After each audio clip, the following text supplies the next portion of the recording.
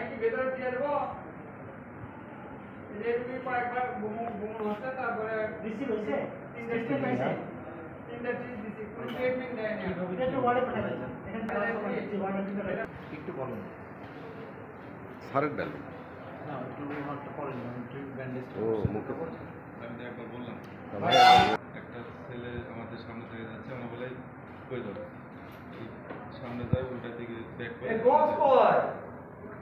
chocolate এটা শুদ্ধ দোষ করা ঘুম পারা হ্যাঁ শুদ্ধ এখন ঘুম পারা